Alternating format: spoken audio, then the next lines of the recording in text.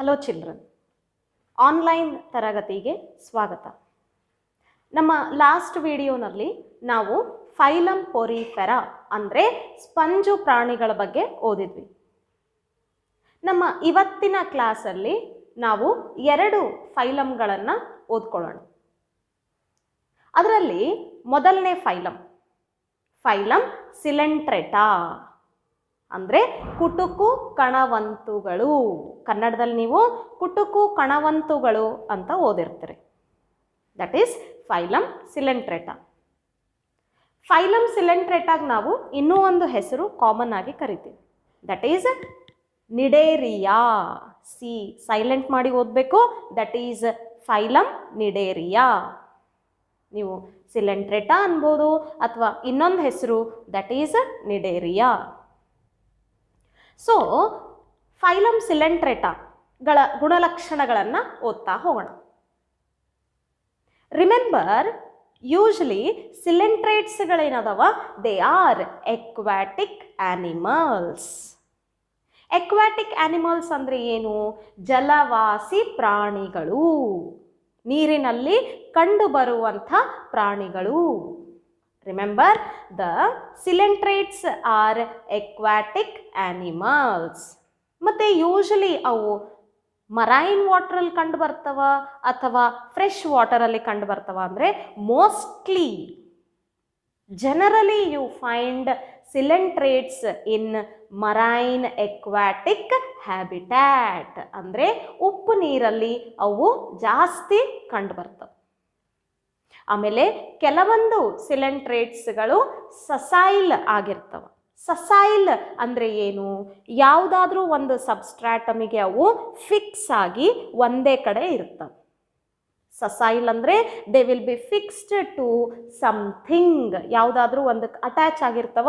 ಯಾವುದಕ್ಕೆ ಅಟ್ಯಾಚ್ ಆಗಿರ್ತವ ಅದಕ್ಕೆ ನಾವು ಸಬ್ಸ್ಟ್ರಾಟಮ್ ಅಂತ ಕರಿತೀವಿ. Remember, some coelenterates are sessile ಅಂದರೆ ಫಿಕ್ಸ್ಡ್ ಆಗಿರ್ತವ. But some coelenterates are freely swimming in the water. ಕೆಲವೊಂದು ನೀರಲ್ಲಿ ಫ್ರೀ ಆಗಿ ಈಜಾಡುವಂಥ ಸಿಲೆಂಟ್ರೇಟ್ಸ್ಗಳನ್ನು ಸಹಿತ ನೀವು ನೋಡಬಹುದು. ಅಷ್ಟು ಅಲ್ಲದೇನೆ ಬಾಡಿ ಸಿಮೆಟ್ರಿ ಬಗ್ಗೆ ನಾನು ನಿಮಗೆ ಮಾತಾಡಿದ್ದೆ ಫಸ್ಟ್ ಕ್ಲಾಸಲ್ಲಿ. ಬಾಡಿ ಸಿಮೆಟ್ರಿ ಬಗ್ಗೆ ಹೇಳ್ತಾ ಇರಬೇಕಾದ್ರೆ ಬಾಡಿ ಯಾವ ಆಕ್ಸಿಸಲ್ಲಿ ಕಟ್ ಮಾಡಿದಾಗ ನಿಮಗೆ 2 ಈಕ್ವಲ್ ಹಾಫ್ಸ್ ಬರ್ತವ ಅಂತ ನಾನು ನಿಮಗೆ ಮಾತಾಡಿದ್ದೆ. ಅದರಲ್ಲಿ ಪೋರಿಫೆರೆನ್ಸ್ ನಾನು ನಿನ್ನೆ ಕ್ಲಾಸಲ್ಲಿ ಹೇಳಿರೋ ಪ್ರಕಾರ ಆ್ಯಕ್ಚುಲಿ ಪೋರಿಫೆರೆನ್ಸ್ ಏನದವ, ದೇ ಆರ್ ಅಸಿಮೆಟ್ರಿಕಲ್.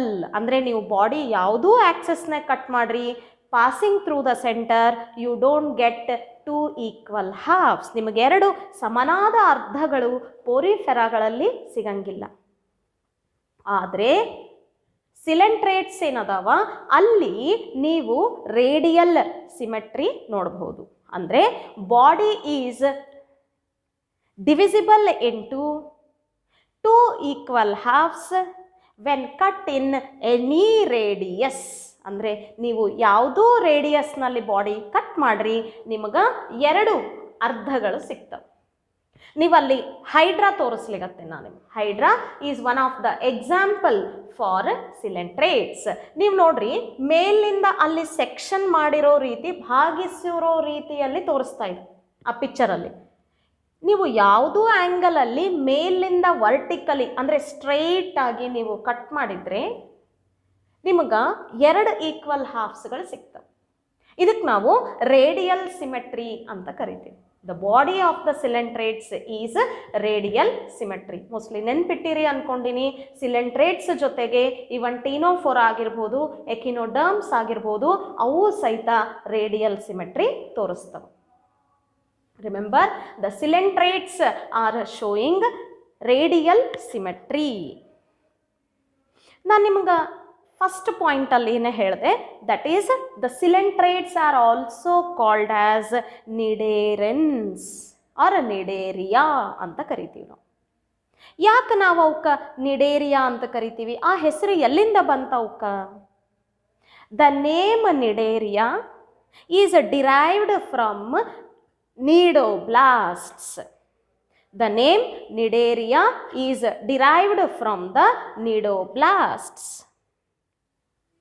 ಏನಿವು ನಿಡೋಬ್ಲಾಸ್ಟ್ಸ್? ಇವಕ್ಕೆ ನಾವು ನಿಡೋಸಿಸ್ಟ್ಸ್ ಅಂತಾನೂ ಸಹಿತ ಕರಿತೀವಿ. ಏನಿವು ನಿಡೋಬ್ಲಾಸ್ಟ್ಸ್ ಅಂದರೆ, ಈ ನಿಡೋಬ್ಲಾಸ್ಟ್ ಒಳಗಡೆ you can find the stinging capsules or you can say the nematocytes. ನೀವಲ್ಲಿ ನೋಡ್ಬೋದು ನಿಡೋಬ್ಲಾಸ್ಟ್ಗಳೇನು ತೋರಿಸ್ಲಿಕ್ಕತ್ತವ. ಆ ನಿಡೋಬ್ಲಾಸ್ಟ್ ಒಳಗಡೆ you can find the nematocytes. ಆ ನಿಮ್ಯಾಟೋಸೈಟ್ಸ್ಗಳಿಗೆ ಸ್ಟಿಂಗಿಂಗ್ ಪ್ರಾಪರ್ಟಿ ಕಂಡು ಬರ್ತದೆ. ಸ್ಟಿಂಗಿಂಗ್ ಕ್ಯಾಪ್ಸ್ಯೂಲ್ಸ್ ಅಂತೀವಿ ಅಥವಾ ನಿಮ್ಯಾಟೋಸೈಟ್ಸ್ ಅಂತೀವಿ. ಅದ್ರ ಕೆಲಸ ಏನು ಅಂದರೆ ಸ್ಟಿಂಗಿಂಗ್. ಸ್ಟಿಂಗಿಂಗ್ ಅಂದರೆ ಏನು? ಕುಟುಕುವುದು. ಕುಟುಕುವುದು. ಅದಕ್ಕೆ ನಾವು ಅವಕ್ಕೆ ಕುಟುಕು ಕಣವಂತುಗಳು ಅಂತ ಕರಿತೀವಿ. ಕುಟುಕುವಿಕೆ. ಆ ಕುಟುಕುವಿಕೆ ಸಲುವಾಗಿ ಅದ್ರ ಒಳಗಡೆ ಸ್ಟಿಂಜಿಂಗ್ ಕ್ಯಾಪ್ಸ್ಯೂಲ್ಸ್ಗಳಿರ್ತವ. ಅವಕ್ಕೆ ನಾವು ನಿಮ್ಯಾಟೋಸೈಟ್ಸ್ ಅಂತ ಕರಿತೀವಿ. Remember, in the cnidoblasts you find the stinging capsules or nematocytes which helps in stinging or ಕನ್ನಡದಲ್ಲಿ ನೀವು ಕುಟುಕುವಿಕೆ ಅಂತ ಹೇಳ್ತೀರಿ. ಯೂಶ್ವಲಿ ನೀವು ಎಲ್ಲಿ ನೋಡ್ತೀರಿ ಈ ನಿಡೋಬ್ಲಾಸ್ಟ್ಸ್ಗಳು? ಇಲ್ಲಿ ಫಸ್ಟ್ ಫಿಗರ್ ಅದ ನೋಡ್ರಿ, ಹೈಡ್ರಾ ಪಿಕ್ಚರ್ ತೋರಿಸ್ಲಿಕ್ಕದ. ಆ ಹೈಡ್ರಾ ಮೇಲ್ಗಡೆ ಉದ್ದನೆಯ ಆರ್ಮ್ ಲೈಕ್ ಸ್ಟ್ರಕ್ಚರ್ಸ್ಗಳು ಬಂದವು. You can find arm like structures arising from the hydra. ಹೈಡ್ರಾಯಿಂದ ಆರ್ಮ್ ಲೈಕ್ ಸ್ಟ್ರಕ್ಚರ್ಸ್ಗಳೇನು ಬರ್ಲಿಕ್ಕತ್ತವ ಅವಕ್ಕೆ ನಾವು ಟೆಂಟ್ಯಾಕಲ್ಸ್ ಅಂತ ಕರಿತೀವಿ. ಆ ಟೆಂಟ್ಯಾಕಲ್ಸ್ಗಳ ಮೇಲೆ ನೀವು ನಿಡೋಬ್ಲಾಸ್ಟ್ಸ್ಗಳನ್ನು ನೋಡಬಹುದು. You can find the cnidoblasts on the tentacles. Remember the name Cnidaria. Cnidaria ಅಂತ ಬರೋಕ ಕಾರಣ ಏನು ಅಂದರೆ it is derived from the cnidoblasts. Cnidoblasts are the specialized cells which are present in the coelentrates. ಸಿಲೆಂಟ್ರೇಟ್ಸ್ಗಳಲ್ಲಿ ನಿಡೋಬ್ಲಾಸ್ಟ್ಸ್ ಅಥವಾ ನಿಡೋಸೈಟ್ಸ್ ಅನ್ನೋ ವಿಶೇಷ ರಚನೆಗಳು ನೋಡ್ತೀರಿ. ಈ ನಿಡೋಬ್ಲಾಸ್ಟ್ಸ್ಗಳಲ್ಲಿ ನೀವು ಸ್ಟಿಂಜಿಂಗ್ ಕ್ಯಾಪ್ಸ್ಯೂಲ್ಸ್ ಅಥವಾ ನಿಮ್ಯಾಟೋಸೈಟ್ಸ್ಗಳನ್ನು ನೀವು ನೋಡ್ಬೋದು. ಆ ನಿಮ್ಯಾಟೋಸೈಟ್ಸ್ಗಳಿಗೆ ಕುಟುಕುವಿಕೆಯ ಫಂಕ್ಷನ್ ತೋರಿಸ್ತವೆ. ಎಲ್ಲಿ ಕಂಡು ಬರ್ತವ ಅಂದರೆ they are found on the tentacles of the animals. Tentacles of the animals. ಮತ್ತು ಈ ನಿಡೋಬ್ಲಾಸ್ಟ್ಸ್ಗಳ ಕೆಲಸ ಏನು? ನಾನು ನಿಮ್ಗೆ ಆವಾಗಲೇ ಹೇಳಿದೆ ಕುಟುಕುವಿಕೆ ಅಂತ ಹೇಳಿ. ಅಂದರೆ ಆ ಕುಟುಕೋದ್ರಲಿಂದ ಏನು ಲಾಭ ಆಗ್ತದೆ ಆ್ಯನಿಮಲ್ಸಿಗೆ, ಅಥವಾ ನಿಡೋಬ್ಲಾಸ್ಟ್ಸ್ಗಳಿಂದ ಆ ಪ್ರಾಣಿಗಳಿಗೆ ಏನು ಲಾಭ ಅದ?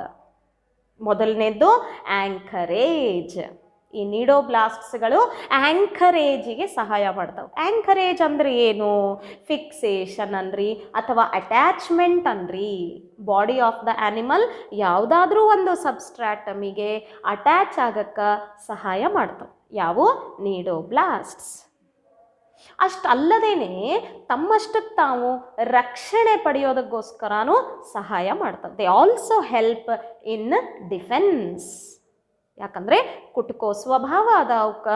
ಹಾಗಾಗಿ ಬೇರೆ ಪ್ರಿಡೇಟರ್ಸ್ಗಳೇನಾದರೂ ಅದ್ರ ಮೇಲೆ ಅಟ್ಯಾಕ್ ಮಾಡೋಕ್ಕೆ ಬಂದರೆ ಅಥವಾ ಅವು ತಿನ್ನೋದಕ್ಕೆ ಬಂದರೆ ತಮ್ಮಷ್ಟಕ್ಕೆ ತಾವು ರಕ್ಷಣೆ ಪಡೆಯೋದ್ರ ಸಲುವಾಗಿ ಆ ನಿಡೋಬ್ಲಾಸ್ಟ್ಸ್ಗಳಿಂದ ಸ್ಟಿಂಗ್ ಮಾಡ್ತವ, ಕುಟುಕ್ತವ. ಅಂದರೆ ದೆ ಹೆಲ್ಪ್ ಇನ್ ಡಿಫೆನ್ಸ್. ಡಿಫೆನ್ಸಿಗೆ ಅವು ಸಹಾಯ ಮಾಡ್ತವ. ಅಷ್ಟಲ್ಲದೇನೆ ಆಹಾರವನ್ನು ಕ್ಯಾಪ್ಚರ್ ಮಾಡ್ಕೊಳಕ್ಕೆ, ಆಹಾರವನ್ನು ಹಿಡ್ಕೊಳಕ್ಕೆ ಅದು ಸಹಾಯ ಮಾಡ್ತವೆ. ಯೂಶ್ವಲಿ ನಾವು ಯಾವುದು ತಿಂತದ ಅದಕ್ಕೆ ನಾವು ಪ್ರಿಡೇಟರ್ ಅಂತೀವಿ, ಯಾವುದು ಆಹಾರ ಆಗ್ತದ ಅದಕ್ಕೆ ಪ್ರೇ ಅಂತೀವಿ. ಅಂದರೆ ಈ ಕುಟುಕು ಕಣವಂತುಗಳಲ್ಲಿ, ಸಿಲೆಂಟ್ರೇಟ್ಸ್ಗಳಲ್ಲಿ ಈ ನಿಡೋಬ್ಲಾಸ್ಟ್ಸ್ಗಳು ಆಹಾರ ಅಂದರೆ ಪ್ರೇಯನ್ನು ಕ್ಯಾಪ್ಚರ್ ಮಾಡಲಿಕ್ಕೆ ಸಹಾಯ ಮಾಡ್ತವೆ. Like this cnidoblasts help in 3 functions. One is anchorage, the second one is defense, and the third one is it helps in capturing the food or prey. ನಿಮಗೂ ನಿಡೋಬ್ಲಾಸ್ಟ್ಸ್ ಮೇಲೆ 1 ಮಾರ್ಕ್ಸಿನ ಕ್ವಶನ್ಸ್ ಕೇಳ್ಬೋದು. ವಾಟ್ ಆರ್ ನಿಡೋಬ್ಲಾಸ್ಟ್ ಅಂತ ಕೇಳ್ಬೋದು, ಅಥವಾ what are the functions of cnidoblasts ಅಂತಾನು ಕೇಳ್ಬೋದು. Remember, they may ask you what are nidoblasts or what are the functions of nidoblasts.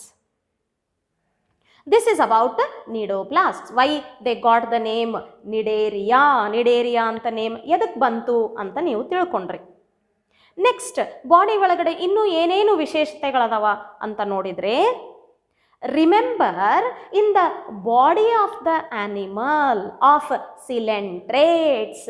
ಸಿಲೆಂಟ್ರೇಟ್ಸ್ಗಳಲ್ಲಿ body ಒಳಗಡೆ ನೀವು ಒಂದು ಸೆಂಟ್ರಲ್ ಕ್ಯಾವಿಟಿ ನೋಡ್ಬೋದು. ಆ ಸೆಂಟ್ರಲ್ ಕ್ಯಾವಿಟಿಗೆ ನಾವು ಗ್ಯಾಸ್ಟ್ರೋವ್ಯಾಸ್ಕ್ಯುಲಾರ್ ಕ್ಯಾವಿಟಿ ಅಥವಾ ಸಿಲೆಂಟ್ರೇಟ್ಸ್ಗಳಲ್ಲಿರೋದ್ರಲ್ಲಿಂದ ಸಿಲೆಂಟ್ರಾನ್ ಅಂತ ಹೇಳ್ಬೋದು. Remember, the coelenterates have the cavity called gastrovascular cavity, ಅಥವಾ ನೀವು ಇನ್ನೊಂದು ಹೆಸರು ಏನು ಹೇಳ್ಬೋದು, ಸಿಲೆಂಟ್ರಾನ್. ನಿನ್ನೆ ಪೋರಿಫೆರೆನ್ಸ್ ಕ್ಲಾಸಲ್ಲಿ ನೋಡಿದ್ರಿ ಏನಂತ, ಯೂಶಲಿ ಅದ್ರ ಒಳಗಡೆ ಇರೋ ಕ್ಯಾವಿಟಿಗೆ ನಾವು ಸ್ಪಾಂಜೋಸೀಲ್ ಅಂತೀವಿ. The cavity present in the poriferans is spongocoel and the cavity present in the coelenterates is gastrovascular cavity, or you can also call it as coelenteron. ನೋಡ್ರಿ, ನಿಮಗೆ ಮತ್ತೆ ಹೈಡ್ರಾ ಪಿಕ್ಚರ್ ಕೆಳಗಡೆ ತೋರಿಸ್ತಾ ಇದ್ದೀನಿ. ಅಲ್ಲಿ ಸೆಕ್ಷನ್ ತಗೊಂಡಿರೋ ಅಂತ ಹೈಡ್ರಾ ಕಾಣಿಸ್ತಾ ಇದೆ ನಿಮ್ಗೆ. ಆ ಸೆಕ್ಷನ್ ತಗೊಂಡಿರೋ ಅಂತ ಹೈಡ್ರಾ ಒಳಗಡೆ you can find the cavity. ಆ ಕ್ಯಾವಿಟಿಗೆ ಏನಂತ ಕರಿತೀವಿ ನಾವು, ಆ ಕ್ಯಾವಿಟಿಗೆ ನಾವು ಗ್ಯಾಸ್ಟ್ರೋವ್ಯಾಸ್ಕ್ಯುಲಾರ್ ಕ್ಯಾವಿಟಿ ಅಂತ ಕರಿತೀವಿ. ಆ ಗ್ಯಾಸ್ಟ್ರೋವ್ಯಾಸ್ಕ್ಯುಲಾರ್ ಕ್ಯಾವಿಟಿ ಹೊರಗಡೆ ಹೆಂಗೆ ಓಪನ್ ಆಗ್ತದ, how it opens to the exterior. The gastrovascular cavity opens to the exterior through an opening called mouth. Mouth ಅನ್ನೋ ಒಂದು ಓಪನಿಂಗ್ ಇಂದ ಗ್ಯಾಸ್ಟ್ರೋವ್ಯಾಸ್ಕ್ಯುಲಾರ್ ಕ್ಯಾವಿಟಿ ಹೊರಗಡೆ ಓಪನ್ ಆಗ್ತದ. The gastrovascular cavity opens to outside through the mouth. ಈ mouth ಎಲ್ಲಿ locate ಆಗ್ತದ, ಅಲ್ಲಿ ನೀವು ಮೇಲ್ಗಡೆ ಹೈಡ್ರಾ ಪಿಕ್ಚರ್ ನೋಡ್ಲಿಗತ್ತೀರಿ, ಕೆಳಗಡೆ ಇರೋದಲ್ಲ ಮೇಲ್ಗಡೆ ಇರೋದು ನೋಡ್ರಿ, ಅಲ್ಲೆಲ್ಲ ಟೆಂಟ್ಯಾಕಲ್ಸ್ ಅದ. ಅಲ್ಲಿ ಟಿಪ್ಪಲ್ಲಿ ಒಂದು ಸ್ಟ್ರಕ್ಚರ್ ಇರ್ತದೆ, ಅದಕ್ಕೆ ನಾವು ಹೈಪೋಸ್ಟೋಮ್ ಅಂತ ಕರಿತೀವಿ. ಆ ಹೈಪೋಸ್ಟೋಮಿನ ಸುತ್ತ, ಇದು ಹೈಪೋಸ್ಟೋಮ್ ಅನ್ಕೊಂಡ್ರೆ, ಈ ಹೈಪೋಸ್ಟೋಮಿನ ಸುತ್ತ ಟೆಂಟ್ಯಾಕಲ್ಸ್ ಅರೇಂಜ್ ಆಗಿರ್ತವೆ. Surrounding to the hypostome tentacles are arranged and center you can find the mouth. ಇದು ಹೈಪೋಸ್ಟೋಮು. ಹೈಪೋಸ್ಟೋಮ್ ಸುತ್ತ ಟೆಂಟ್ಯಾಕಲ್ಸ್ ಅರೇಂಜ್ ಆಗಿರ್ತವ, ಸೆಂಟರಲ್ಲಿ ನೀವು ಮೌತ್ ನೋಡ್ಬೋದು. ಮತ್ತು ಇದನ್ನು ಸೆಕ್ಷನ್ ತಗೊಂಡ್ರೆ ನಿಮಗೆ ಒಳಗಡೆ ಕಾಣೋದು ಗ್ಯಾಸ್ಟ್ರೋವ್ಯಾಸ್ಕ್ಯುಲಾರ್ ಕ್ಯಾವಿಟಿ. ಮತ್ತು ಈ gastrovascular cavity opens outside through the mouth. This gastrovascular cavity or coelenteron ಅಂತೇನು ಹೇಳ್ತೀರಿ, ಅದು ಹೊರಗಡೆ ಓಪನ್ ಆಗೋದು ಥ್ರೂ ದ ಮೌತ್. ಮತ್ತೆ ಒಂದು ಸತಿ ಹೇಳ್ತೀನಿ ಕೇಳ್ರಿ. ರಿಮೆಂಬರ್, ಇದು body of the hydra body ಅಂತ ತಗೊಂಡ್ರೆ ಟಿಪ್ಪಲ್ಲಿ ನೀವು ಹೈಪೋಸ್ಟೋಮ್ ನೋಡ್ತೀರಿ, ತುದಿಯಲ್ಲಿ ನೀವು ಹೈಪೋಸ್ಟೋಮ್ ಅನ್ನೋ ಸ್ಟ್ರಕ್ಚರ್ ನೋಡ್ತೀರಿ. ಅದ್ರ ಸುತ್ತ ಟೆಂಟ್ಯಾಕಲ್ಸ್ಗಳು ಅರೇಂಜ್ ಆಗಿರ್ತವ. ಹೈಪೋಸ್ಟೋಮಿನ ಮಧ್ಯದಲ್ಲಿ ನಿಮಗೆ ಮೌತ್ ಕಾಣಿಸ್ತದೆ. and the gastrovascular cavity opens to outside through the mouth. This is about the cavity present inside the coelentrates. ಮತ್ತೆ ಇದು ಸಹಿತ ನಿಮಗೆ 1 ಮಾರ್ಕ್ಸ್ ಇನ್ ಕ್ವಶನ್ ಕೇಳಬಹುದು. Name the cavity present in the coelenterates. ಸಿಲೆಂಟ್ರೇಟ್ಸ್ಗಳಲ್ಲಿ ಕಂಡು ಬರುವಂಥ ಕ್ಯಾವಿಟಿ ಯಾವುದು ಅಂದರೆ you have to say it's gastrovascular cavity or as coelenteron. Next, digestion ಹೆಂಗಾಗ್ತದ? How the digestion takes place or where the digestion takes place in the coelentrates. ಸಿಲೆಂಟ್ರೇಟ್ಸ್ಗಳಲ್ಲಿ digestion ಆಗೋದು extracellular ಅಂದರೆ ಸೆಲ್ಲಿನ ಹೊರಗಡೆ. ಸೆಲ್ಲಿನ ಹೊರಗಡೆ ಅಂದರೆ ಎಲ್ಲಿ? Within the gastrovascular cavity. Outside the cell or extracellular. Extra ಅಂದರೆ ಹೊರಗಡೆ, ಸೆಲ್ಯುಲಾರ್ ಕೋಶ, ಕೋಶದ ಹೊರಗಡೆ. ಎಲ್ಲಿ? ಆ ಗ್ಯಾಸ್ಟ್ರೋವ್ಯಾಸ್ಕ್ಯುಲಾರ್ ಕ್ಯಾವಿಟಿ ಒಳಗಡೆ. ರಿಮೆಂಬರ್, ಗ್ಯಾಸ್ಟ್ರೋವ್ಯಾಸ್ಕ್ಯುಲಾರ್ ಕ್ಯಾವಿಟಿ ಒಳಗಡೆ ಮೊದಲ ಜೀರ್ಣಕ್ರಿಯೆ ಆದಮೇಲೆ ದೆನ್ ಸೆಲ್ಸ್ ವಿಲ್ ಅಬ್ಸಾರ್ಬ್. ಆ ಡೈಜೆಷನ್ ಆಗಿರುವಂಥ ಫುಡ್ಡು ಕೋಶಗಳು ಹೀರಿಕೊಳ್ತವ. ಕೋಶಗಳು ಹೀರ್ಕೊಂಡ ಮೇಲೆ ಕೋಶದಲ್ಲೂ ಸಹಿತ ಜೀರ್ಣಕ್ರಿಯೆ ಕಂಟಿನ್ಯೂ ಆಗ್ತದ. ಅಂದರೆ ಫಸ್ಟ್ ಎಕ್ಸ್ಟ್ರಾ ಸೆಲ್ಯುಲಾರ್ ಅಂದರೆ ಗ್ಯಾಸ್ಟ್ರೋವ್ಯಾಸ್ಕ್ಯುಲಾರ್ ಕ್ಯಾವಿಟಿ ಒಳಗಡೆ, ಆಮೇಲೆ ಇಂಟ್ರಾಸೆಲ್ಯುಲಾರ್ ಅಂದರೆ ಕೋಶದ ಒಳಗಡೆ. Remember, digestion first occurs extracellular within the gastrovascular cavity, then in the cells, that is intracellular. ಮತ್ತೆ ಇಲ್ಲಿ ಸ್ಕೆಲಿಟಲ್ ಸಿಸ್ಟಮ್ ಹೆಂಗಿರ್ತದ, ಅಲ್ಲಿ ನೀವು ಸ್ಕೆಲಿಟಲ್ ಸ್ಟ್ರಕ್ಚರ್ಸ್ ನೋಡಿದ್ರಿ ಪೋರಿಫೆರಾಗಳಲ್ಲಿ, ಮೋಸ್ಟ್ಲಿ ನೆನಪಿರ್ಬೇಕು ಅನ್ಕೊಂಡಿನಿ. ಪೋರಿಫೆರನ್ಸ್ ಅಲ್ಲಿ ಸ್ಕೆಲಿಟಲ್ ಸ್ಟ್ರಕ್ಚರ್ಸಿಗೆ ನಾವು ಸ್ಪಿಕ್ಯೂಲ್ಸ್ ಅಂತ ಹೇಳಿದ್ವಿ. 1 ಮಾರ್ಕ್ಸಿಗೆ ಕೇಳ್ತಾರೆ ನೋಡ್ರಿ ಅಂತೂ ಸಹಿತ ನಾನು ನಿಮಗೆ ಹೇಳಿದ್ದೆ. ಮತ್ತು ಇಲ್ಲಿ ಸಿಲೆಂಟ್ರೇಟ್ಸ್ಗಳಲ್ಲಿ ಸ್ಕೆಲಿಟಲ್ ಸ್ಟ್ರಕ್ಚರ್ಸ್ ಏನಾಗಿರ್ತವ, ಕೆಲವೊಂದು ಎಕ್ಸಾಂಪಲ್ ಕೊಡಬೇಕು ಅಂದರೆ ಕೋರಲ್ಸ್ ಅಂತೀವಿ ನಾವು. ಸಿಲೆಂಟ್ರೇಟ್ಸ್ಗಳಲ್ಲಿ ಬರುವಂಥ ಕೋರಲ್ಸ್ಗಳು, ಆ ಕೋರಲ್ಸ್ಗಳಲ್ಲಿ ಸ್ಕೆಲಿಟಲ್ ಸ್ಟ್ರಕ್ಚರ್ಸ್ ಏನದ, it is made up of calcium carbonate. Remember, ಸಿಲೆಂಟ್ರೇಟ್ಸ್ಗಳಲ್ಲಿ ಇನ್ ಸಮ್ ಸಿಲೆಂಟ್ರೇಟ್ಸ್, ಕೆಲವೊಂದು ಸಿಲೆಂಟ್ರೇಟ್ಸ್ಗಳಲ್ಲಿ skeletal structures are made up of calcium carbonate. Example ಎಲ್ಲಿ? ಕೋರಲ್ಸ್. ಎಲ್ಲಿ? ಕೋರಲ್ಸ್. ಕೋರಲ್ಸ್ಗಳಲ್ಲಿ ನೀವು ಸ್ಕೆಲಿಟಲ್ ಸ್ಟ್ರಕ್ಚರ್ಸ್ ಕ್ಯಾಲ್ಶಿಯಂ ಕಾರ್ಬೋನೇಟ್ಲಿಂದ ಮಾಡಲ್ಪಟ್ಟಿರ್ತದೆ. ಇದು ಸಹಿತ ನೆನ್ಪಿಟ್ಕೊಳ್ರಿ. Name the composition of skeletal structures in coelenterates ಅಂದರೆ ನಿಮ್ದು ಆನ್ಸರ್ ಏನಾಗಿರಬೇಕು? Calcium carbonate. Name the coelenterates bearing skeletal structures made up of calcium carbonate ಅಂದರೆ ಆನ್ಸರ್ ಏನಾಗಿರ್ತದ? Yes, corals. ಕೋರಲ್ಸ್ ಅಂತ ಬರೀಬೇಕು. ಇಷ್ಟೆಲ್ಲ ಕೆಲವೊಂದು ಜನರಲ್ ಕ್ಯಾರೆಕ್ಟರಿಸ್ಟಿಕ್ಸ್. ಆದರೆ ಇನ್ನೂ ಕೆಲವೊಂದು ಜನರಲ್ ಕ್ಯಾರೆಕ್ಟರಿಸ್ಟಿಕ್ಸ್ ನಾವು ಓದಬೇಕು. ಬಾಡಿ ಫಾರ್ಮ್, ಬಾಡಿ ಹೆಂಗಿರ್ತದ ಸಿಲೆಂಟ್ರೇಟ್ಸ್ಗಳದ್ದು? ಯೂಶ್ವಲಿ ನೆನ್ಪಿಟ್ಕೊಳ್ರಿ, ಸಿಲೆಂಟ್ರೇಟ್ಸ್ಗಳಲ್ಲಿ ನೀವು 2 ಬಾಡಿ ಫಾರ್ಮ್ಸ್ಗಳನ್ನು ನೋಡ್ತೀರಿ. You can find 2 body forms in the coelenterates. ಈ ಸೈಡ್ ಲೆಫ್ಟ್ ಸೈಡ್ ಇರೋದೇನದ, ದಟ್ ಈಸ್ ಪಾಲಿಪ್. ಉಲ್ಟಾ ಅಂದರೆ ಅಂಬ್ರೇಲಾ ಶೇಪ್ಡ್ ಸ್ಟ್ರಕ್ಚರ್, ಆ ಸ್ಟ್ರಕ್ಚರು ಅಥವಾ ಆ ಬಾಡಿ ಫಾರ್ಮಿಗೆ ನಾವು ಮೆಡ್ಯೂಸಾ ಅಂತ ಕರಿತೀವಿ. ಪಾಲಿಪ್ ಆ್ಯಂಡ್ ಮೆಡ್ಯೂಸಾ, ಈ ಸೈಡ್ ಇರೋದು ಪಾಲಿಪ್ಪು, ಆ ಸೈಡ್ ಉಲ್ಟಾ ಅಂಬ್ರೇಲಾ ಶೇಪ್ಡ್ ಸ್ಟ್ರಕ್ಚರ್ ಇರೋ ಥರ, ಕೊಡೆ ಥರ ಇರೋ ಸ್ಟ್ರಕ್ಚರ್ ಏನದ, ಅದಕ್ಕೆ ನಾವು ಮೆಡ್ಯೂಸಾ ಬಾಡಿ ಫಾರ್ಮ್ ಅಂತ ಕರಿತೀವಿ. ಅಂದರೆ ಕೆಲವೊಂದರಲ್ಲಿ ನೀವು ಪಾಲಿಪ್ ಬಾಡಿ ಫಾರ್ಮ್ ನೋಡಿದರೆ, ಇನ್ನು ಕೆಲವೊಂದರಲ್ಲಿ ನೀವು ಮೆಡ್ಯೂಸಾ ನೋಡ್ತೀರಿ. ಮೋಸ್ಟ್ಲಿ ನಿಮಗೆ ವ್ಯತ್ಯಾಸ 2ರಲ್ಲೂ ಕಾಣಿಸ್ಲಿಕ್ಕತ್ತದ ಅಂದ್ಕೊಂಡೆ. ಯೂಶ್ವಲಿ ಪಾಲಿಪ್ಪು ಮೆಡ್ಯೂಸಾ 2ಕ್ಕೂ ಕಂಪೇರ್ ಮಾಡಿದರೆ ಪಾಲಿಪ್ ಅಷ್ಟೊಂದು ಡೆವಲಪ್ಡ್ ಬಾಡಿ ಫಾರ್ಮ್ ಅಲ್ಲ, ಇದು ಪ್ರಿಮಿಟಿವ್ ಆಗಿರ್ತದೆ compared to medusa. Polyp is a primitive body form in the animals. So polyp ಹೆಂಗಿರ್ತದ ಪಾಲಿಪ್ಪು? ಅದು ಸಸಾಯಿಲ್ ಆಗಿರ್ತದ. ಸಸಾಯಿಲ್ ಅಂದರೆ ಏನು? ನಾ ಮೊದಲೇ ಹೇಳಿದ್ದೆ, ಅದು ಒಂದೇ ಕಡೆ ಅಂಟಿಕೊಂಡಿರ್ತದ. ಆಮೇಲೆ ಬಾಡಿ ನೋಡ್ರಿ ನೀವು, ಸಿಲೆಂಡ್ರಿಕಲ್ ಇರ್ತದೆ. ನಾನು ನಿಮಗೆ ಲಾಸ್ಟ್ ಪಿಕ್ಚರಲ್ಲಿ ತೋರಿಸಿದ್ದೆ, ಉದ್ದನೆಯ ರಚನೆ ಇರುವಂಥ ಒಂದು ಸಿಲೆಂಟ್ರೇಟ ತೋರಿಸಿದ್ದೆ, ಅದು ಹೈಡ್ರಾ ಅಂತ ಹೇಳಿದ್ದೆ ನಾನು ನಿಮ್ಗೆ. ಹೈಡ್ರಾ ಬಾಡಿ ನೋಡಿರಿ ನೀವು, ಉದ್ದ ಸಿಲೆಂಡ್ರಿಕಲ್ ಆಕಾರ ಇದ್ದಂಗೆ ಇತ್ತು.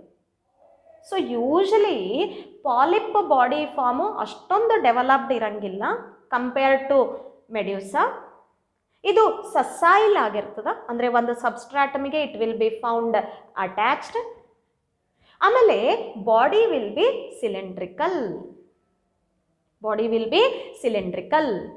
ಇವಾಗಲೇ ಹೇಳಿದೆ ಎಕ್ಸಾಂಪಲ್ ಹೈಡ್ರಾ. ಎಕ್ಸಾಂಪಲ್ ಯಾವುದು? ಹೈಡ್ರಾ.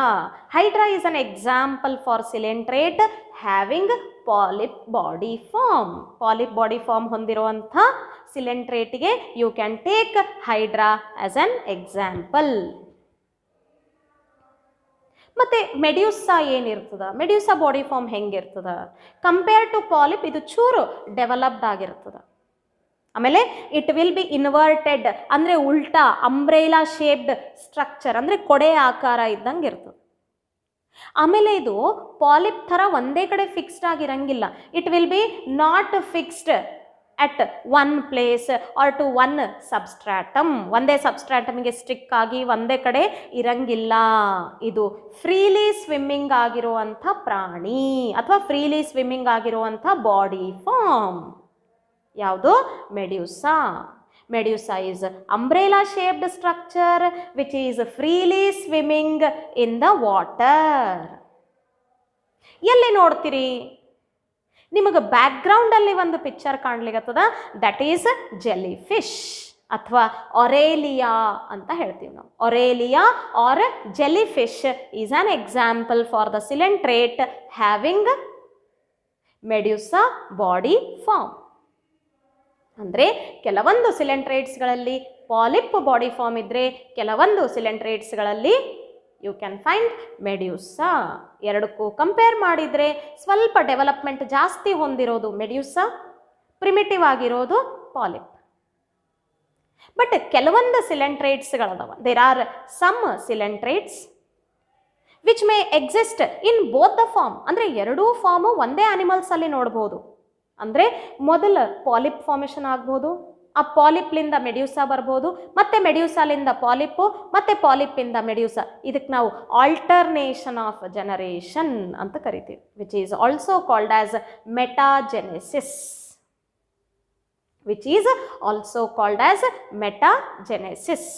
ಅಂದರೆ ಪಾಲಿಪ್ಪಿಂದ ಮೆಡ್ಯೂಸಾ ಫಾರ್ಮ್ ಬರ್ತದ, ಮೆಡ್ಯೂಸಾ ಫಾರ್ಮಿಂದ ಪಾಲಿಪ್ ಬರ್ತದೆ. ಅದೇ ಒಂದೇ ಸೇಮ್ ಆ್ಯನಿಮಲಲ್ಲಿ. ಯಾವ ಆ್ಯನಿಮಲ್ಸ್ಗಳಲ್ಲಿ ನೀವು ಎರಡೂ ಬಾಡಿ ಫಾರ್ಮ್ ನೋಡ್ತೀರಿ, they alternation of generation. This is called as metagenesis. ಮತ್ತು ಯಾವುದರಲ್ಲಿ ಸೆಕ್ಷುವಲ್ ರಿಪ್ರೊಡಕ್ಷನ್ ಆಗ್ತದ, ಯಾವುದರಲ್ಲಿ ಅಸೆಕ್ಷುವಲ್ ರಿಪ್ರೊಡಕ್ಷನ್ ಆಗ್ತದ? ಪಾಲಿಪ್ಪು ಅಸೆಕ್ಷುವಲ್ ರಿಪ್ರೊಡಕ್ಷನ್ ಅಂದರೆ ಅಲೈಂಗಿಕ ಸಂತಾನೋತ್ಪತ್ತಿಯಿಂದ ಮೆಡ್ಯೂಸಾ ಫಾರ್ಮೇಷನ್ ಆಗ್ತದ. ಮೆಡ್ಯೂಸಾ ಲೈಂಗಿಕ ಸಂತಾನೋತ್ಪತ್ತಿ ಅಂದರೆ ಲೈಂಗಿಕ ಕ್ರಿಯೆಯಿಂದ ಅಂದರೆ ಸೆಕ್ಷುವಲ್ ರಿಪ್ರೊಡಕ್ಷನ್ಲಿಂದ ಪಾಲಿಪ್ ಫಾರ್ಮೇಷನ್ ಮಾಡ್ತದ. Polyp body form produce medusa asexually ಅಂದರೆ ಅಸೆಕ್ಷುವಲ್ ಮೆಥಡಿಂದ polyp body form medusa formation ಮಾಡ್ತದ.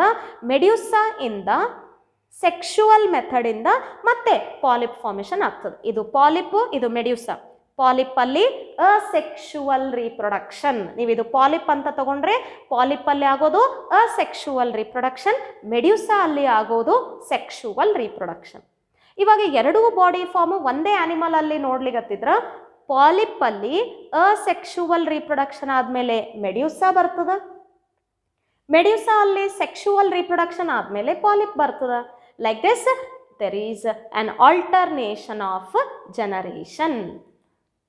Remember, there is an alternation of generation. Remember, polyp and medusa are the two body form where polyp is a fixed or sessile cylindrical body which reproduce asexually, whereas medusa is freely swimming umbrella shaped structure but reproduces sexually. These are all the characteristics of coelentrates. ನಾವು ಇಷ್ಟೊತ್ತು ಓದಿರೋದು ಸಿಲೆಂಟ್ರೇಟ್ಸ್ಗಳ ಸಾಮಾನ್ಯ ಗುಣಲಕ್ಷಣಗಳು. ಮತ್ತು coelenterates end ಮಾಡೋದು by some examples. ನಿಮಗೆ ಮೊದಲನೇ example ನಾನು ತೋರಿಸ್ತೀನಿ. You can see on the screen. ನೀವು ಸ್ಕ್ರೀನ್ ಮೇಲೆ ಒಂದು ಆ್ಯನಿಮಲ್ ನೋಡ್ಲಿಕ್ಕತ್ತೀರಿ. That animal is Physalia. Physalia is the animal which you are seeing on the screen, which is also called as Portuguese man of war. Portuguese man of war ಅಂತಲೂ ಸಹಿತ ನಾವು common ಆಗಿ ಹೇಳ್ತೀವಿ. So ನೀವು ಇವಾಗ ನೋಡ್ತಾ ಇರೋದು ಯಾವುದು? ಫೈಸೀಲಿಯಾ. That is Physalia. ನಿಮಗೆ ಇನ್ನೊಂದು ಆನಿಮಲ್ ತೋರಿಸ್ತೀನಿ. This is sea anemone. The animal which you are seeing on the screen is sea anemone, which is also called as Adamsia. Sea anemone or Adamsia is the animal which you are seeing on the screen.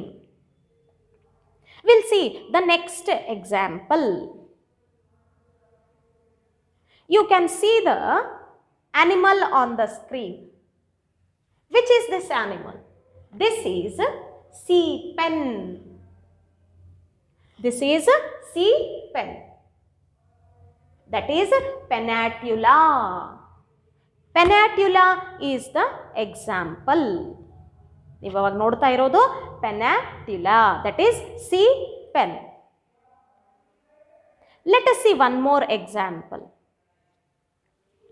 This is one more animal of coelenterate, which is called as sea fan. Which is called as sea fan, which is also called Gorgonia. Which is also called Gorgonia. What you are seeing on the screen is Gorgonia. Let us see one more example. You can see this animal is appearing like a brain like structure. ಅಂದರೆ ಒಂದು ಮೆದುಳಿನ ಆಕಾರ ಕಣ್ಣಂಗೆ ಕಾಣ್ಲಿಕ್ಕತ್ತದ. ಇದಕ್ಕೆ ನಾವು brain coral ಅಂತ ಕರಿತೀವಿ. This is called as brain coral, which is also called as meandria. Which is also called as meandria. So these are the examples for coelentrates, and this completes the general characteristics, also the examples of the coelentrates. We'll move on with one more phylum. ನಾವು ಮತ್ತೊಂದು phylum ತಗೊಂಡು ಮುಂದಕ್ಕೆ ಹೋಗೋಣ. ನಿಮಗೊಂದು animal screen ಮೇಲೆ ತೋರಿಸ್ತೀನಿ, which is very beautiful. You can see the animal on the screen, which is appearing as if it is producing a light. ಏನೋ light ಬರ್ಲಿಗತ್ತದೇನೋ ಆ ಆನಿಮಲ್ಲಿಂದ ಅನ್ನೋ ರೀತಿ ಕಾಣಿಸ್ಲಿಗತ್ತದ.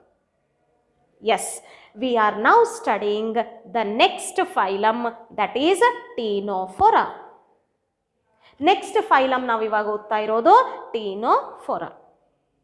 ಟೀನೋಫೊರಾ ಅಲ್ಲಿ ಇನ್ನೂ ಕೆಲವೊಂದು ವಿಶೇಷವಾದ ಗುಣಲಕ್ಷಣಗಳು ನಾವು ನೋಡಬಹುದು. Let us study one by one. Commonly ಈ ಟೀನೋಫೊರಾಗಳಿಗೆ ನಾವು ಏನಂತ ಕರಿತೀವಿ? Commonly ctenophores are called as sea walnuts or comb jellies. Sea walnuts or comb jellies ಅಂತ ಕರಿತೀವಿ. Remember the animals which are coming under Ctenophora. Ctenophora ಅಲ್ಲಿ ಬರುವಂಥ ಆನಿಮಲ್ಸ್ಗಳಿಗೆ ನಾವು ಕಾಮನ್ ಆಗಿ sea walnuts or comb jellies ಅಂತ ಕರಿತೀವಿ.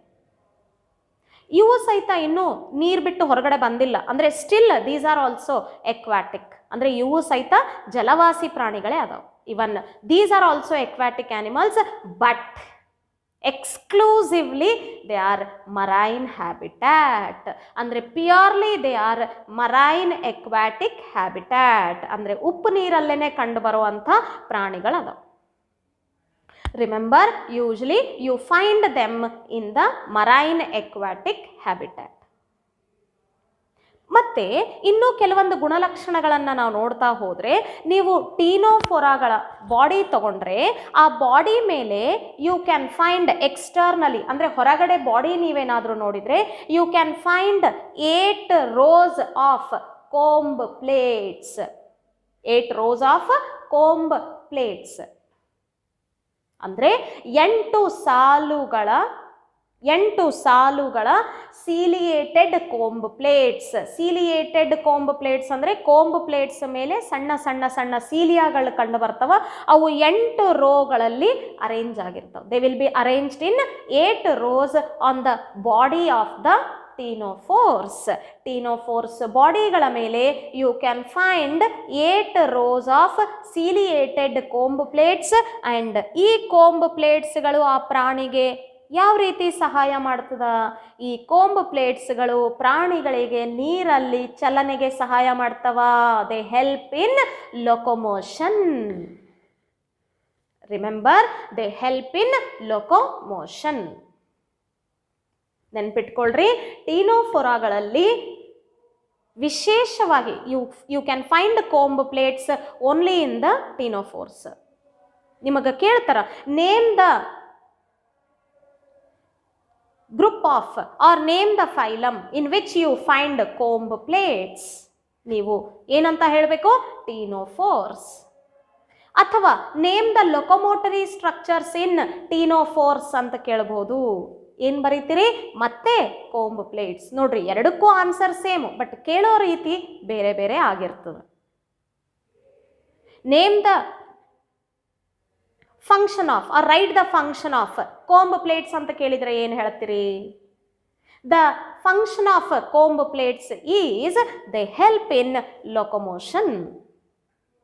Like this, it is all about the comb plates what you are seeing in the ಟೀನೋಫೋರ್ಸ್, which are arranged in 8 rows. 8 ಸಾಲುಗಳಲ್ಲಿ arrange ಆಗಿರುವಂತಹ ciliated comb ಪ್ಲೇಟ್ಸ್ಗಳು ಚಲನೆಗೆ ಸಹಾಯ ಮಾಡ್ತವೆ. ಆಮೇಲೆ ಇಲ್ಲೂ ಸಹಿತ ಡೈಜೆಷನ್ ಎಕ್ಸ್ಟ್ರಾ ಸೆಲ್ಯುಲಾರ್ ಮತ್ತು ಇಂಟ್ರಾ ಸೆಲ್ಯುಲಾರ್ ಆಗಿರ್ತದೆ. ಅಂದರೆ ಸೆಲ್ಲಿನ ಹೊರಗಡೆನೂ ಡೈಜೆಷನ್ ಆಗ್ತದೆ, ಅದಾದಮೇಲೆ ಕಂಪ್ಲೀಟ್ ಡೈಜೆಷನ್ ಆಗಿರಂಗಿಲ್ಲ, ಮತ್ತು ಸೆಲ್ಸ್ಗಳು ಅಬ್ಸಾರ್ಬ್ ಮಾಡಿಕೊಂಡು ಕೋಶದ ಒಳಗಡೆನೂ ಸಹಿತ ಜೀರ್ಣಕ್ರಿಯೆ ಕಂಟಿನ್ಯೂ ಆಗ್ತದೆ. So both extracellular and intracellular digestion is observed in the ctenophores. ಇವಕ್ಕೆ ನಾವು ಕಾಮನ್ಲಿ ಸಿ ವಾಲ್ನಟ್ಸ್ ಅಂತೀವಿ ಅಥವಾ ಕೋಂಬ್ ಪ್ಲೇಟ್ಸ್ ಅಂತೀವಿ. They are well adapted only in the marine habitat and they have a special structures called comb plates arranged in 8 rows, helps in locomotion and digestion is both intracellular as well as extracellular.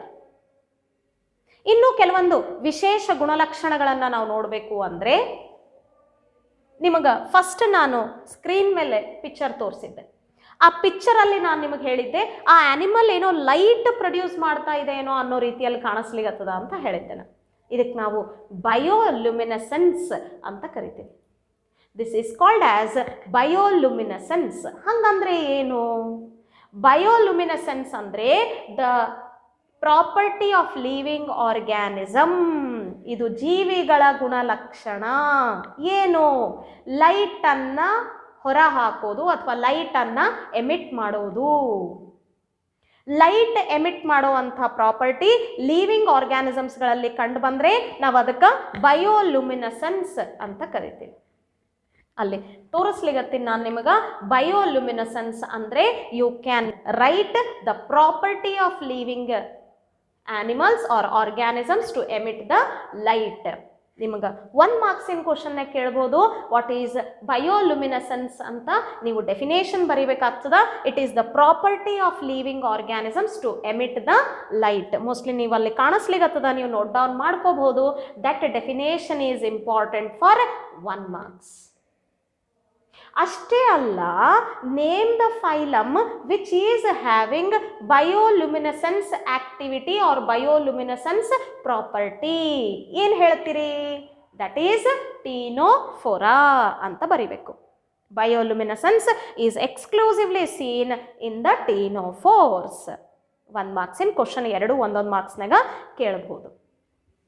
ಆಮೇಲೆ usually ನಾನು ನಿಮಗೆ ನಿನ್ನೆ last ವಿಡಿಯೋನಲ್ಲಿ ಅಂದರೆ porifera ಹೇಳೋ ಮುಂದಾಗ ಹೇಳಿದ್ದೆ ಏನಂತ. ಯೂಶ್ವಲಿ ಅನಿಮಲ್ಸ್ಗಳು ಯುನಿಸೆಕ್ಷುವಲ್ ಆಗಿರ್ಬೋದು ಅಥವಾ ಬೈಸೆಕ್ಷುವಲ್ ಆಗಿರ್ಬೋದು. ಬೈಸೆಕ್ಷುವಲ್ ಇದ್ದರೆ ಸೆಕ್ಸಸ್ ಆರ್ ನಾಟ್ ಸೆಪರೇಟ್ ಅಂತೀವಿ. Sexes are not separate. Sexes are not separate ಅಂದರೆ ನಾನು ನಿಮಗೆ ಹೇಳಿದ್ದೆ, ಒಂದೇ ಆ್ಯನಿಮಲಲ್ಲಿ 2 ಸೆಕ್ಸಸ್ಗಳು ಕಂಡು ಬರ್ತವೆ. ಒಂದೇ ಆನಿಮಲಲ್ಲಿ ಎರಡೂ ಸೆಕ್ಸಸ್ ಕಂಡು ಬಂದರೆ ನಾನು ನಿಮಗೆ ಒಂದು ವರ್ಡ್ ಹೇಳಿದ್ದೆ ಪೋರಿಫೆರೆನ್ಸಲ್ಲಿ, ಹರ್ಮಫ್ರೊಡೈಟ್ ಅಂತ. ಹರ್ಮಫ್ರೊಡೈಟ್ ಅಂದರೆ sexes are not separate, means male and female sex, ಹೆಣ್ಣು ಲಿಂಗ ಗಂಡು ಲಿಂಗ ಒಂದೇ ಪ್ರಾಣಿಯಲ್ಲಿ ಕಂಡು ಬಂದರೆ ಅದಕ್ಕೆ ನಾವು ಸೆಕ್ಸಸ್ ಆರ್ ನಾಟ್ ಸೆಪರೇಟ್ ಅಂತೀವಿ, ಹರ್ಮಫ್ರೊಡೈಟ್ ಅಂತೀವಿ ಅಂತ ಹೇಳಿದ್ದೆ ನಾನು. ಅದಕ್ಕೆ ನಾವು ಇನ್ನೊಂದು ವರ್ಡ್ನು ಹೇಳ್ಬೋದು, that is monoecious. We can also say it as monoecious. Monoecious ಅಂದರೆ ಮೇಲ್ ಆ್ಯಂಡ್ ಫೀಮೇಲ್ ಸೆಕ್ಸು ಒಂದೇ ಆ್ಯನಿಮಲಲ್ಲಿ ಕಂಡು ಬರ್ತದೆ. ಹಾಗಾಗಿ ಸೆಕ್ಸಸ್ ಆರ್ ನಾಟ್ ಸೆಪರೇಟ್. ಅಕಸ್ಮಾತ್ ಸೆಪರೇಟ್ ಇದ್ದರೆ ಮೇಲ್ ಆರ್ಗ್ಯಾನಿಸಮ್ನಾಗ ಮೇಲ್ ಸೆಕ್ಸು, ಫೀಮೇಲ್ ಆರ್ಗ್ಯಾನಿಸಮ್ನಾಗ ಫೀಮೇಲ್ ಸೆಕ್ಸ್ ಇದ್ದರೆ ನಾವು ಅದಕ್ಕೆ ಯುನಿಸೆಕ್ಷುವಲ್ ಅಂತೀವಿ ಅಥವಾ ಡಯೇಷಿಯಸ್ ಅನ್ನಬೇಕು. ಡಯೇಷಿಯಸ್ ಯಾವಾಗ ಮೇಲು ಮತ್ತು ಫೀಮೇಲ್ ಸೆಕ್ಸು ಬೇರೆ ಬೇರೆ ಆರ್ಗ್ಯಾನಿಸಮಲ್ಲಿದ್ದರೆ ಡಯೇಷಿಯಸ್ ಅನ್ನಬೇಕು.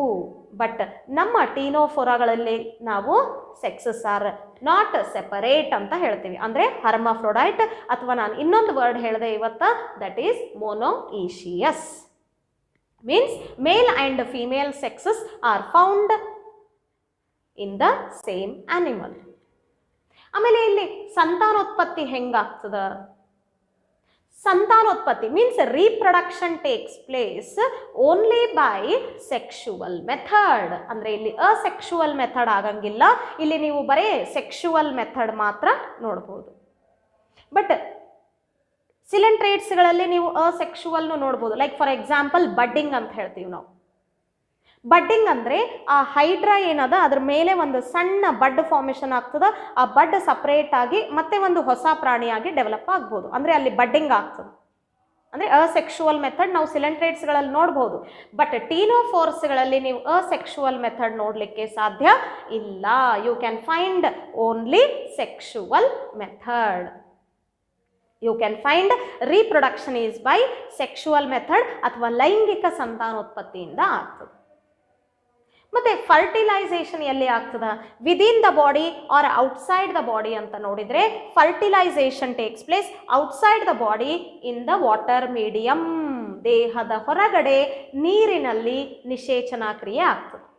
Remember, the fertilisation takes place outside the body in the water medium. ಮತ್ತು ಡೆವಲಪ್ಮೆಂಟ್ ಡೈರೆಕ್ಟ್ ಡೆವಲಪ್ಮೆಂಟ್ ಅದನ್ನ ಅಥವಾ ಇಂಡೈರೆಕ್ಟ್ ಡೆವಲಪ್ಮೆಂಟ್ ಅದನ್ನ ಅಂತ ನೋಡಿದರೆ ಇಲ್ಲಿ ಇಂಡೈರೆಕ್ಟ್ ಡೆವಲಪ್ಮೆಂಟ್ ಆಗ್ತದೆ.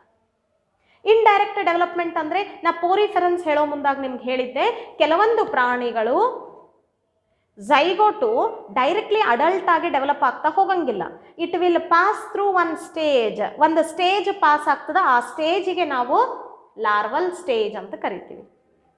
ಸೊ ಲಾರ್ವಲ್ ಸ್ಟೇಜ್ ಪಾಸ್ ಆಗಿ ಆಮೇಲೆ ಅಡಲ್ಟ್ ಆದರೆ ಇದಕ್ಕೆ ನಾವು ಇಂಡೈರೆಕ್ಟ್ ಡೆವಲಪ್ಮೆಂಟ್ ಅಂತ ಕರಿತೀವಿ. ಟೀನೋಫೋರಾಗಳಲ್ಲೂ ಸಹಿತ ನೀವು ಇಂಡೈರೆಕ್ಟ್ ಡೆವಲಪ್ಮೆಂಟ್ ನೋಡ್ಬೋದು.